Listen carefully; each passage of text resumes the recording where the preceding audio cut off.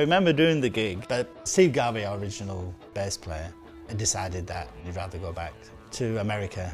So we thought, well, we need to get a rhythm section. So we held auditions. Me and Steve hate auditions because everybody comes in. You've got to teach them all the things about the songs that you know instinctively, but which other people just are oblivious to. And it got right to the final thing. And then this guy who I'd met a few times, called Tony Barber, he phoned up our manager and said, "But can I bring in a drummer and audition?" And we said, yeah, and I think they were the last ones to come along. And it was like, okay, 1, 2, 3, 4, and everything sounded perfect. It was almost like, you know, close your eyes and it was just the same as, you know, as we'd always played it.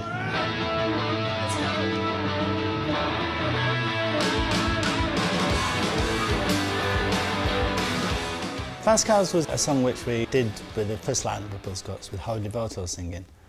Steve had an idea for a song, he brought it along. All he had was some chords and fast cars. I sat down on a bed with a tape recorder hanging off the wall. I went...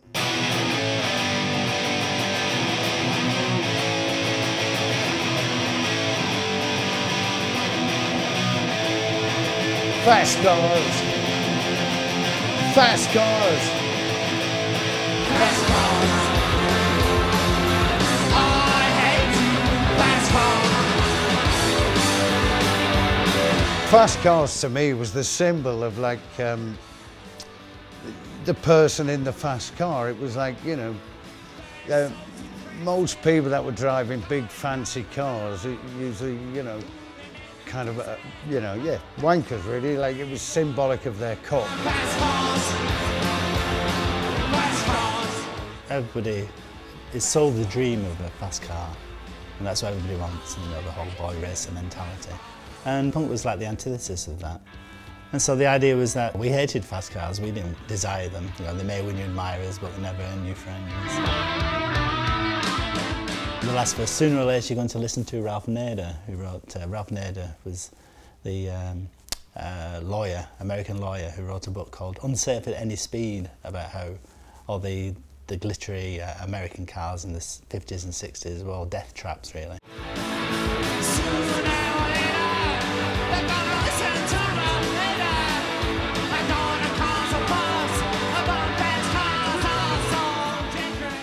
The joy of the last verse was in rhyming Ralph Nader with later.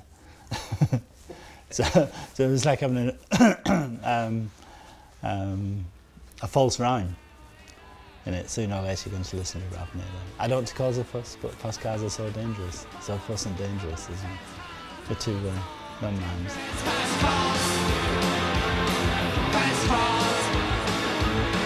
Fast cars! I hate fast cars.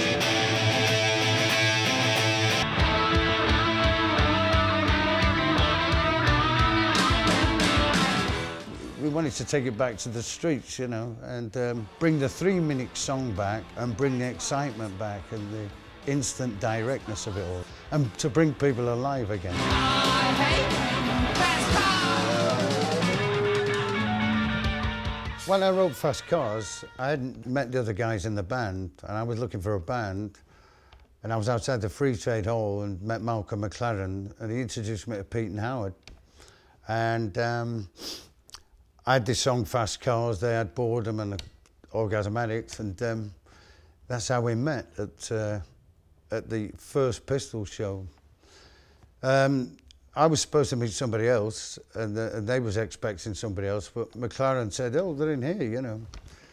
So it's a case of misunderstanding, but we sort of got on okay, you know, like, we was kind of talking at cross purposes in terms of, I'd answered an ad in the paper, and they'd put an ad in another magazine, and I wasn't one they're supposed to meet, you know. And the guy I was supposed to meet was still outside, and the guy that they were supposed to meet was outside. So, classic Malcolm McLaren situationalist thing, you know.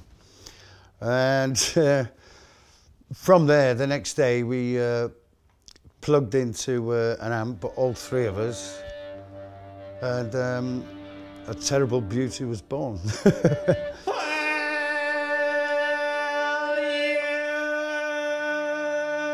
Trying just for once, find it alright for kids. But now you find out that it's a habit that sticks and you're an orgasm addict. You're an orgasm addict. You're sneaking in the back door with dirty magazines. I am mother wants to know what all the sins of your jeans. And you're an orgasm addict. You're an orgasm addict. When we did Orgasm Addicts, of course, it was very brave on the part of United Artists because they just signed us. And they said, you can put out anything you want. And we said, well, our next one's Orgasm Addict, expecting them to go, well, we don't mean that, we don't mean anything you want. And so it said, yeah. Orgasm addict, one orgasm addict.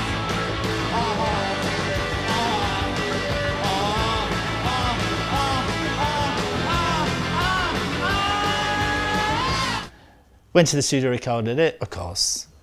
No chance of being played on the radio, because people don't. I mean, I had swearing in things like that. I mean, because you didn't have things like that. But being punk, we weren't interested in it being acceptable to everybody. In fact, if it's acceptable to everybody, then it's not really the real thing. And so the rest of the music was in the charts. I mean, I think in like '77. I mean, if I remember rightly, that's when sort of like Saturday Night Fever, I think that was '77, '78. So, but the Bee Gees were just began their act together doing their disco sound. And it was lots of things like that. I think '76, I remember Kiki Dee and Elton John were in the charts with Don't Go Breaking My Heart. Johnny won't fuck you always and always. He's got the energy he won't amaze. He's an orgasm addict. He's an orgasm addict.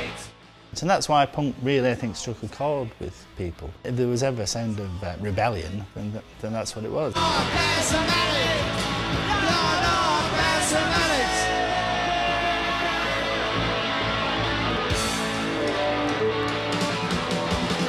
I see you yesterday on my way home. Maybe I'm praying for you today.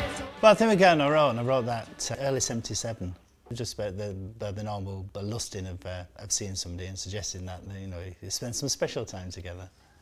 And it was just basically around four chords, which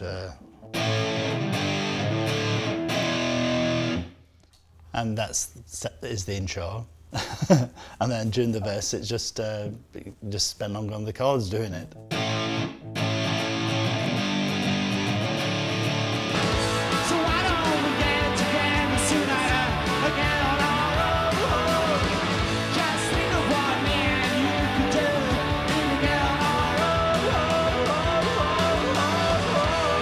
I'd been watching the David Attenborough thing, but it was about this tribe somewhere, and they had this sort of this yodeling thing which they did with the voice. So but when it came to the chorus, get on our own. So instead of going get on our own, I put in sort of this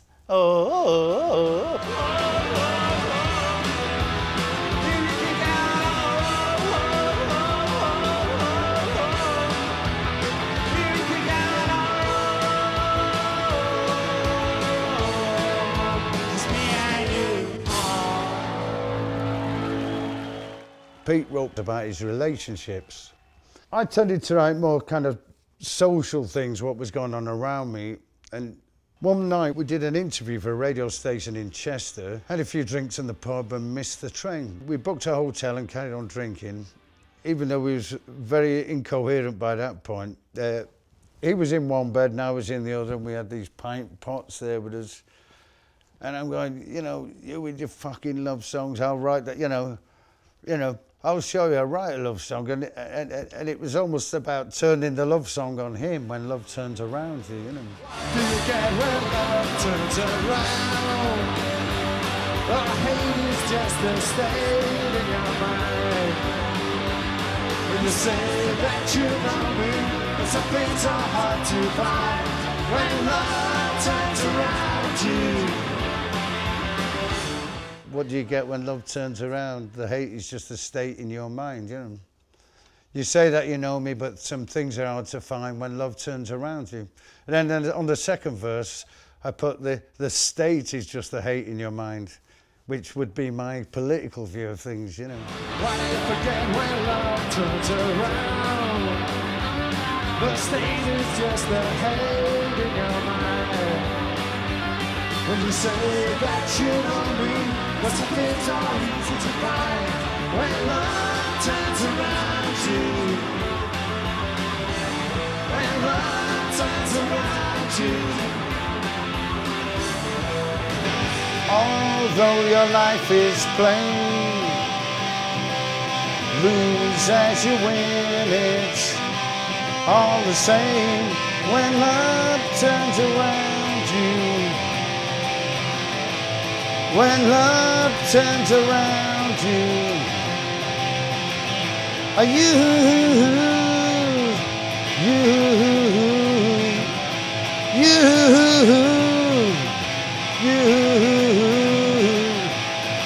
and you and you and you and you and you, you and you and you and you and you, you and you and you and you and you, you and you and you and you and you.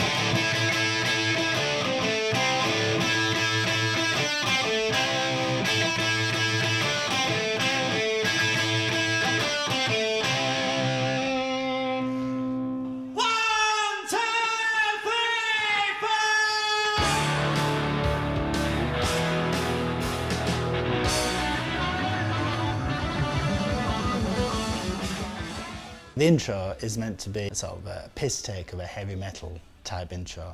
The definition of heavy metal is a big beginning, big end, and something to keep them apart. So, so it starts like 1, 2, 3, 4.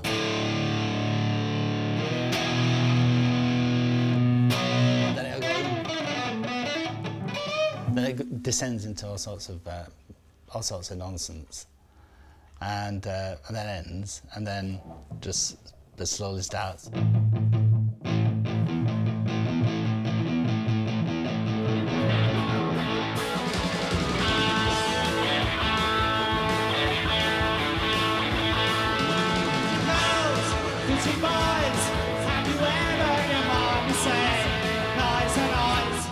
The idea for Noise and Noise, we were playing a gig, I think, at the Band on the Wall early on, and before the gig we went to a pub and somebody left a newspaper. And so I picked up the newspaper and it said, the headline read, Noise and Noise Neighbours. I went, Noise and Noise, oh, that sounds good. Because I always like things with good mouthfeel. It's always good if something feels good to say, you know, to say the words. So Noise and Noise, and I thought, well, Noise and Noise. And I thought, you know, your mum shouts and says, you know, turn that racket down, type thing. So that's been a thing. And I thought, well, who's the mother saying it to? And of course, it's all the boys and girls who are listening to loud music. Pretty girls, pretty boys, have you ever heard your mom say, noise and noise? Pretty girls, pretty boys, have you ever heard your mommy say, noise and noise? Pretty girls. So there's lots of like gaps in it as well, because then you get the silence. Go!